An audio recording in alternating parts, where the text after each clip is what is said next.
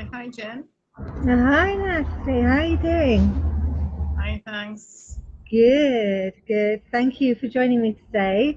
I really appreciate you taking some time out of your schedule to have a chat with me and to talk about women supporting women, really, because as you know, my work has been mainly about supporting women leaving abusive relationships, and you are very dedicated to educating women about abuse and narcissism and how it impacts on us. So I wondered if you'd be able to share a little bit of your story today. So tell us sort of how you came to be where you are.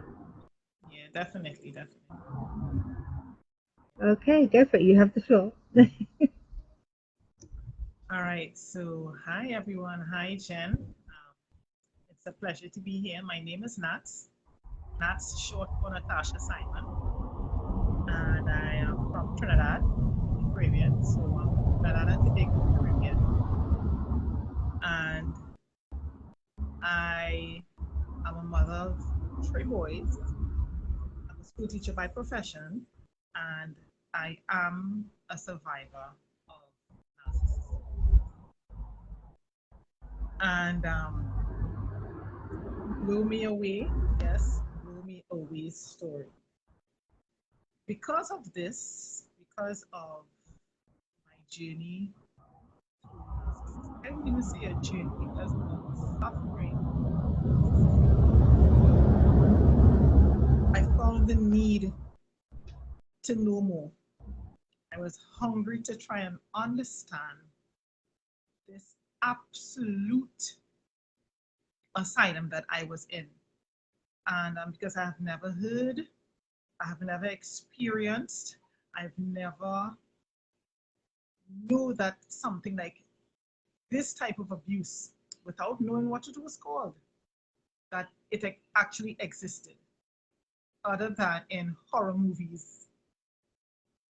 So I was actually with an individual who I did not know existed, other than from on the television or film or from the screen. And it was a different world of the word lie, an absolute different world, a different realm of someone being able to lie. So clean, so seamless, so effortless. So I got involved with an individual who introduced himself to me and my family as a soldier, as a military personnel in Trinidad and Tobago, from the Trinidad and Tobago's Defense Force. And that individual portrayed himself for years upon years as a soldier from the army. He would leave home and claim to be going to work every single day dressed in military wear or civilian wear. His entire jargon, his entire language was militant. His behaviors were militant, and all his stories coming back from a day at work was about a day being at work in the military, at the military base. One particular strange thing, though, was that he never came home month after month. He never came home with a salary. He never came home with a pay. So I started to question, and he bluffed it off and gave me another story and another story. But the stories were always believable. There were always some link to believe his story. But yet, still, regardless of what, anyone who works will get paid unless it's for charity. So I investigated some more and I questioned some more and I probed some more. And the reality exposed itself. He did confess that he was actually unemployed for all of these years, that he was leaving my house. leaving our family to go to work that never existed. It was a job that he had that never existed. So one would ask, well, why didn't you leave? Why wasn't that enough for you to end the relationship? I found out when I was already pregnant for him. So for me, that was a tie and it was a reason to forgive. That was for me. And also, I have never had anyone pay that much interest and attention to me and only me. All of this time, drowning me with all his attention and admiration and all his time and all his love, so much so that I found it was extremely disturbing. And I told him that our relationship was moving too fast, way too fast. And I needed for it to slow down. Well, of course, I didn't know what was gaslighting then and manipulation and the love bombing. I had no idea that this particular language in psychology even existed. So he pulled out the spiritual card. He pulled out all his grand biblical quotes on what God says and what God wants and what God needs for us to do. So I was not that church going person every day, reading the Bible every day, but I knew the difference between good and bad. And he could have manipulated me with all of these Bible scriptures. God says that our relationship was supposed to move fast. This is one of his lines to me. And God said this, and God wants us to do this, and God needs us to do that. And I felt guilty that I was not as spiritual as he was. So I believed him saying that this was the path that God wanted us to be on, to move quickly. So within an exact 6 month period, he moved into my house and was living with me. And he urged me and insisted that we needed to start having children at once because he wanted our family to be young and to have children one after the next, which I did not know then was just an anchor, was just a tie for him to tie me down. And when I found out, when he actually confessed that he was unemployed, I was furious, I was angry, I felt betrayed, I felt cheated because I told him, you did not give me information that I needed to make an informed decision. I said, and that is wrong. No matter how you spin it, how fast you run, how high you fly, it is wrong. And he begged for forgiveness. And of course, he pulled more biblical scriptures and the Christian card and all of that on me to make me feel bad and guilty that I was leaning towards not forgiving him for lying. So, of course, we have the term enabler, and his mother, my ex-mother in law, was a very, very strong enabler. And she also said that that's what Christians do. Christians forgive. And in order to hold on to your relationship, you forgive. In order to hold on to your marriage, you forgive and you take the nonsense in order to hold on to your marriage. Those were her words, quote unquote. And I listened to her because I also yearned for a mother figure. My mother and I have never had a strong relationship because she also is extremely very dominant and toxic. So in my 40s, I'm 43 now, I was still yearning for that mother figure. And I put a lot of emphasis in her being that mother figure for me that I didn't have. And the main tool that was used for him to get into a relationship with me, to stay in a relationship with me was gaining my trust. That was the key for any abuser who wants to maintain that victim, keep them a victim. As just as in slavery, in order to keep a slave, you have to enslave their mind. You must entice them with something that is good, something for the victim to want to hold on to. And he did that by gaining my trust. And from there, I went from a confident, very, very joyful person. I used to be a person who was always happy, always for no reason. I used to love to play, do somersaults with my son. I had one son at the time when I met my ex. And we were always traveling to different countries in the world or just jumping in our car and going on different drives throughout our country here in Trinidad.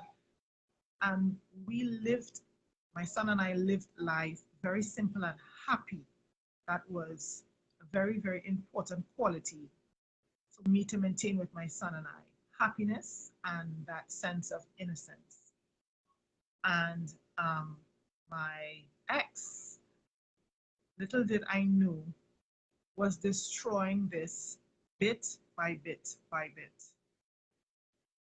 Um, he would make statements such as, I loved my son too much, or I am mothering him too much. And I found that very strange. I didn't know how you can love someone too much, especially your own son. So I told myself, well, probably my parenting skills was not adequate. It was probably just not enough, and that he knew exactly what he was saying. So I found myself hugging my son less, or jumping when my son came home from school every evening. I would be jumping up with joy, ecstatic to see my son come home, and I started to do that less. And before I knew it, I was pulling myself away from my son more and more and more, trying to be the parent that my ex-husband says that I should be. And I didn't know how it was hurting my son, because my son was seeing, according to him, the only hero that he knew as his mother, abandoning him, neglecting him, um, not loving him as I used to. And these are some of the effects that narcissistic, any kind of relationship, narcissistic individuals, narcissistic relationships, narcissistic parenting have on children. It's never going to be positive. So I went from being a happy, independent, and confident person to always having to question him if I am okay, question him if I should wear this today to go to work, or he would tell me what to wear, or he would tell me that my friends are not good enough to talk to anymore. He always now started to find a problem with what he used to what he used to approve of before.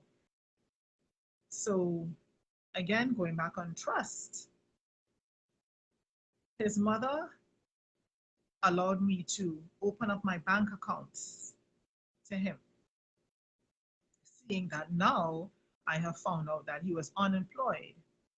And she said, in case of any kind of emergency, that I should add him to my bank accounts so that he can act on my behalf in terms of, especially like when I travel and I leave the country, um, because he did not have a valid passport, he did not have a visa, he had nothing of the sort. So when I was out of the country, he said that it would be good for him to have access to my account so that he can act on my behalf. And what was happening was I had we had our first son, and that took up all of my time. And then a few months after, some months after, we had our second son. And I was absolutely blindsided that he was using this to occupy my time and my energy so that he could play cat and mouse with my money. And it was long after that I found we were diving into a state of poverty because he was refusing to go and find work. He was refusing to help me financially. And I had no idea that my money was disappearing by the thousands from my bank account. And I told myself, there must be something that I could do. Let me go into my bank account and see if, at least for one day, one particular day, that eat that we can eat healthily, that we can eat a decent meal. So I went into my credit union and checked my accounts, and I would honestly say I turned. I felt as if my entire head of hair turned gray instantly. I was shocked, shocked, shocked. In one account, $98,000 was missing. And that was my son's life savings account where I started to save for him before I even got pregnant. And and why that particularly hurt is because I was a school teacher by day, but I used to drive my car. I used to work my car as a taxi at night to save money. And wherever I could have two or three other jobs, that's before I met my ex-husband, I would work two or three other jobs just to save money because I knew that a teacher's salary was not enough even to mind one child and the lifestyle and to give me the lifestyle that I wanted for my son. So that was that account. And then another credit union account. And that was either $35,000. That went missing with that one. And even when I came up to the US, I had our first son when I came back. I was flabbergasted to be sent a letter from the Ministry of Education stating that I was owing them $18,000. And all of this money never, ever bought not a hand of grapes for the family, nothing for the household, nothing for the children. And I didn't even question myself as to why I am in this. I just couldn't understand how I ended up. Before the question, am I living like this, like a pauper, like someone who is below the poverty line? I just couldn't understand how I got into it in the first place because here we were, two university students, me with a permanent job, and him pretending to have a permanent job. And to me, that sounded like a great combination, as he put it, to start a family and to have a relationship with each other. As time passed, and quickly, that beautiful family setting and love story unraveled. But yet, still, I didn't know how to get out of it because I felt that I was strong enough, I was woman enough to help him see the wrongs in what he was doing. I would be left home at nights with our babies roasting with fever, and he would go on boat cruises and he would go gliding with his friends. And I started to wonder, is this the same individual who was pleading with me to start having children and for us to have a beautiful family together? And it seemed like if it was somebody else, another character, some other individual, it could not have been this same person who was drowning me with all their attention and energy. This had to be somebody else. And that went from that platform to a deeper platform where I found the need to start hiding money. So I would hide money in the baby's Pampers bag, in between school books, um, inside the toes of socks. And I started to find strange places to hide money in my own house. This house here was a house that he came to live with me in. And when I started to pull apart the different parts of this experience, he had no job, he had no car, he had no savings. Um, he had none of the good qualities that he said that he had in the beginning: integrity and honesty and being humble. I found his shell started to crack apart. He was arrogant. He was sowing seeds of chaos and discord. He would have friends and tell one friend ABC, and then at another point in time, he would tell another friend XYZ, and then he keeps switching up stories. Or he would lie to different extremes that I never saw anyone lie. And when I confronted him, this is what I have always done. I always confronted him with what I thought was wrong. And I was always given a story why I should bypass it, why I should not put attention on it because it was in the past. It was just an hour ago, but that's the past. Or why I was blowing things out of proportion, or why I should not question, why I should not wonder, why I should not probe into it. But I never was met with something that he did to me wrong and I left it to lie. No, I always questioned. But yet still, I was always met with a story that was fake, false, twisted in some way, altered in some way, rearranged in some way, parts of the story being omitted, which is all forms of lying. And where the situation started to break down was I found myself going to work hungry on mornings because we didn't have anything to eat. Or my fridge would be empty, the cupboards would be empty. Or I started to feed on the school feeding programs because I was hungry during the day at work. Or my son was 9 or 10 years old at the time, and I would give him spending money for the day, which was $10, not knowing that when I dropped my son off to school, my son would, in secret, leave the $10 for me to have something during the daytime. And my son started to lose focus in school. And I would get phone calls to come and collect him because he is sick all day or he's crying all day in school.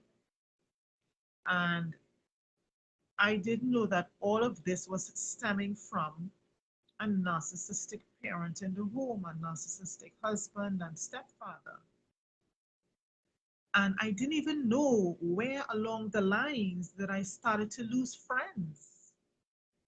I couldn't even pinpoint where I was starting to lose friends because the friends that I had, he always found that I should not be in conversation with them. I should not go and check them out.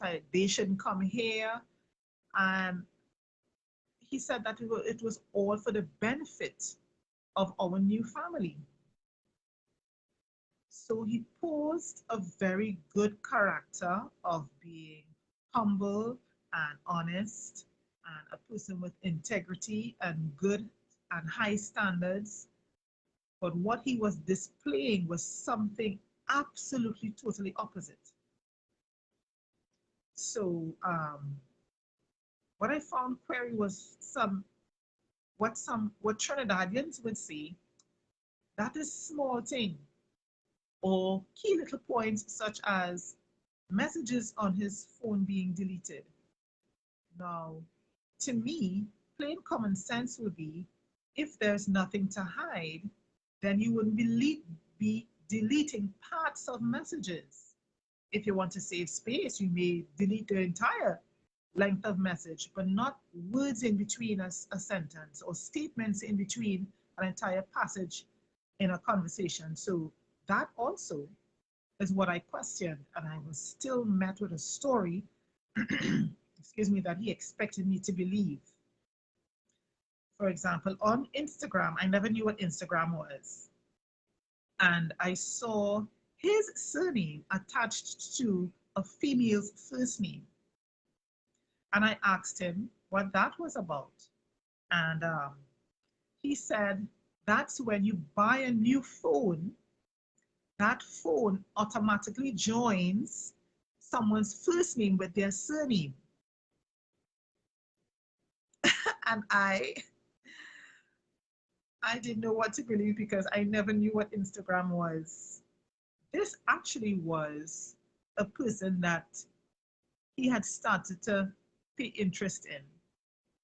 And in order to show her his great interest in her, he added her first name to his last name.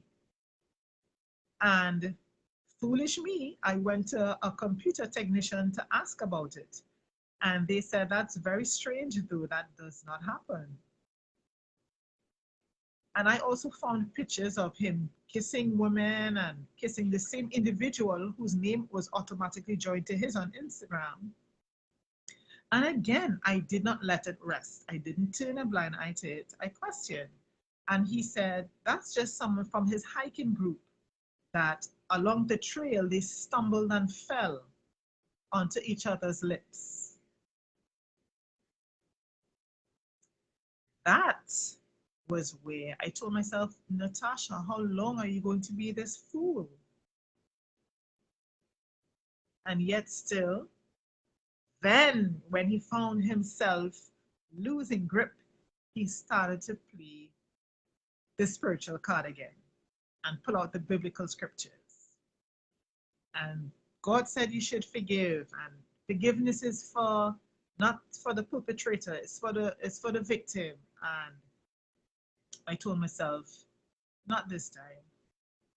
This time, all those inner voices and those instincts said that you cannot believe and swallow any more of these foolish stories. A lot of damage was done. He turned my parents against me. He turned co-workers against me. He turned my neighbors and friends against me.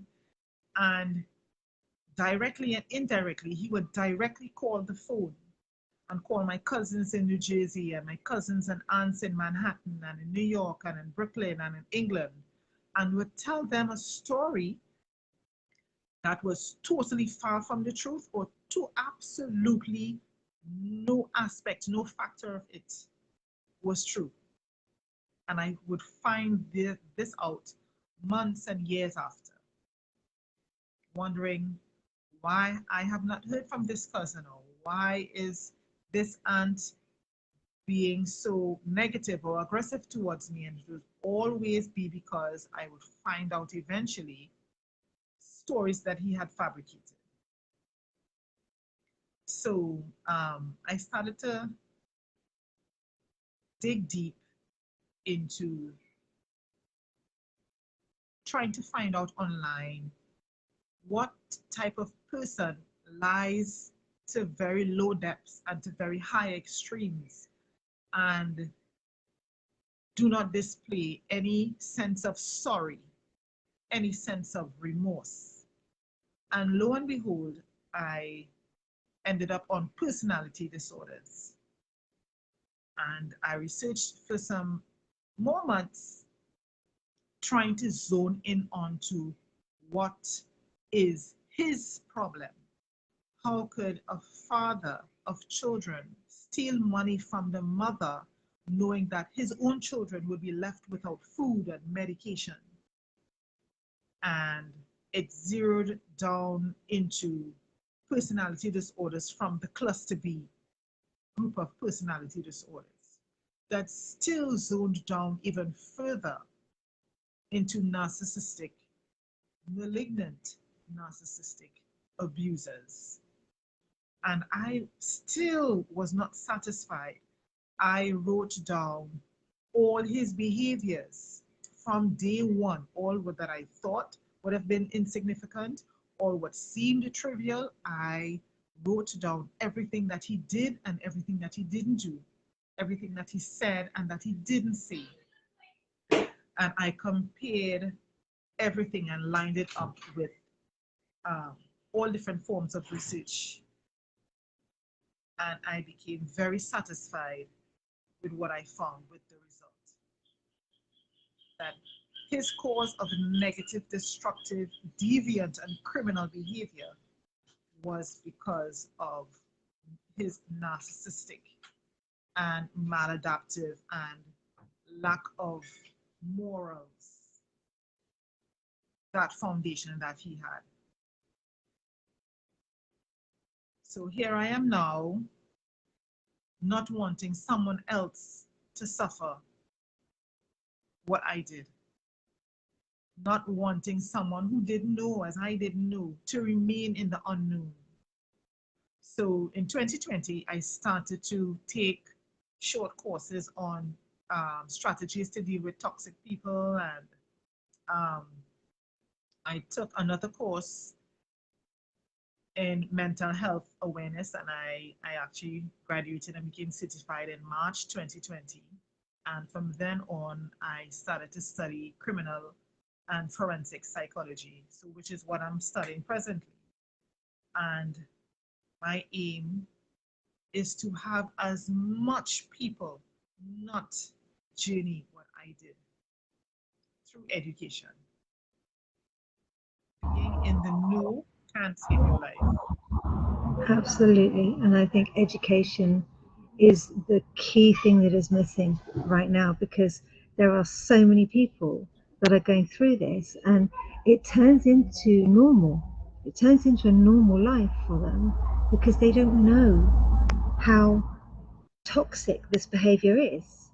And like you, I'm very keen to educate and to support those going through it and to help those women never, ever, ever have to go through this again, because it's life destroying. I mean, the after effects go on for years and years. And even, and you and I both know that it affects the children and they suffer the consequences of that behavior for years and years. And it takes so much healing. It's so much healing that it's heartbreaking. It's absolutely heartbreaking, isn't it? And if we can stop anybody that is kind of on that teetering edge, almost about to fall into one of these relationships, or if they've only been in it a short while and they're starting to question, is this right? Is this normal? Then maybe we can get to those people and help them to identify that this isn't right. This isn't normal. And there are so many more better people out there that you can fall in love with, that you can have a life with, that do not display these behaviors. Exactly. Yeah, it all comes down to education. And the problem is, because governments in every country are very male dominated, um, they don't they don't understand the depths of horror that we go through. They have no concept because they've never been educated, because they've never had to go through it. And it's only people that have been through this experience that can actually say, do you know what? I understand. I understand how bad this truly is. I understand how horrific and how life altering this is. I'm quite happy to say I was in that relationship for 15 years, and it took me another 15 years to recover because I was in denial for so long that there was anything wrong with me. because I was trying to hold it all together. I didn't want to admit defeat. I didn't want to look like I couldn't cope with it and couldn't deal with things. You know, I was a strong, independent woman. I can do anything. You know, just like just like you.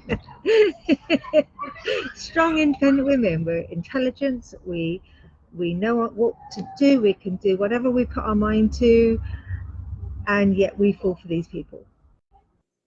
Somewhere, something in our brain just had a fart moment when we met these people and just made us susceptible to these lies that they give, these lies that they tell us, and these things that they do to us, and then we're supposed to accept it. And it's not right. But I thank you so much, Natts, for sharing your story, because I think the more we talk about what happened, the more we educate people into what can happen in these type of relationships, the more women we will save. So, you know, by talking together today, then maybe even if it's just one person that escapes from this kind of relationship, then I will be absolutely ecstatic and over the moon. And I think so will you. Yeah. So I know that we're going to have to come together to sort out doing some kind of work over there to help educate the island's women, to just help educate them so that they don't fall for this BS that we fell for. But you are an inspiration. You really are. So you're so brave, such an inspiration, and I know that the world hasn't seen its last of you yet. There's a lot more to come from you, isn't there? It's So very important. Yes, very important. So when we teach one, we save one. yeah, absolutely. And I know we all kind of go into these relationships kind of like with the love goggles on, and we're blinded by, you know, the tales they tell us, etc. But if we're educated before that happens, yes, then maybe we won't actually get those love goggles. Maybe we'll actually have a bit of sanity in what we're doing and what we're saying. So I really appreciate you for coming on today with me, Nat, and just talking to my ladies and telling them a bit about your story. I've told them a bit about mine. Obviously, it's a very long, drawn-out story, and we never kind of going to tell all of it to everybody, because there's some parts that we're just not ever going to vocalize ever. But generally, we can help educate the people to say, not the people, the women. It's the women that we need to save before they get to that point where they're sucked into these kind of vortexes of an alternative reality that they need help escaping from. And you know, as we said earlier, it's not just a simple case of walking out the door. There's so much more to it than that. Psychologically, there's so much more to it than that. So it's going to be really great to maybe do some collaboration work with you again in the future to do what we can. Yeah, do what we can to save some of these women. Okay, so it's lunchtime where you are. It's dinner time where I am. So I'm going to leave you in peace to go and enjoy your beautiful family, and have a wonderful day. And thank you so much for coming on with me today, Nat, and sharing your story. So thank you. It is my pleasure. It's my honor. Really, my honor to be here. thank you. Now we're gonna do some good things. Now I can feel it. We're gonna do some great things. All right. Have a wonderful evening. Everyone. Thank you. Bye bye. Thanks very much. Bye.